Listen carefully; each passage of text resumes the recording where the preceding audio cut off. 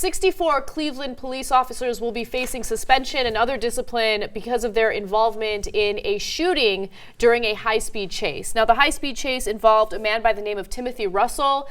He was speeding, and when cops tried to stop him, he refused to stop. He had a female passenger in the vehicle with him, and it got to the point where about I believe 74 out of 277 Cleveland police officers started chasing the guy. And about 13 of them fired 137 shots to the point where both Timothy Russell and the female passenger died. Now, this happened back in 2012, and through an investigation, the police chief has decided, you know what, they need to face consequences for the way that this was carried out. So they thought they heard a shot. They thought they saw a gun. So they're like, let them have it, right? Look, think about how dangerous that situation is. I mean, you presumably have bystanders in houses, streets. You know, you don't know every single situation where they were when they were shooting, and obviously that investigation could determine that, right? But shooting in the middle of a busy city is dangerous in and of itself.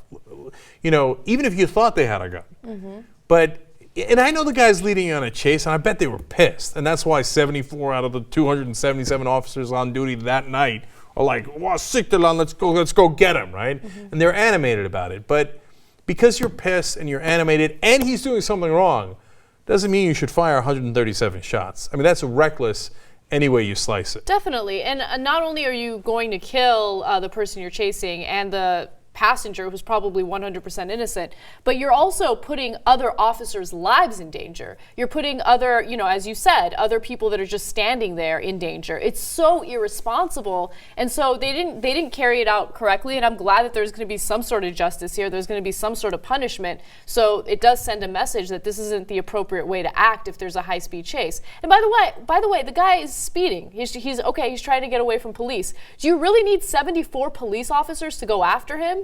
Mm-hmm. At the same time? That's crazy. Right. And so this disciplinary action does not involve criminal charges, but they could get criminal charges later. So we'll see what happens with that. And then finally, in case you were wondering, they never found a gun. So not only was a gun not fired, there was not a gun in the car. So they were wrong about that, and those two people are dead anyway. As Anna pointed out, the one I feel worse for, of course, is the passenger, because she didn't necessarily agree to any of this, exactly. Right? And just understand the cops are the ones that are supposed to be the responsible parties. So yes, the guy trying to get away from them is doing something wrong. That doesn't necessarily justify executing, right? And look, I know if they thought he had a gun, they're not executing him, they're trying to protect themselves. But you got to be more sure, because if he doesn't, you just kill both of them and put a lot of people's lives in danger. So hell yes, there should be an investigation and disciplinary action.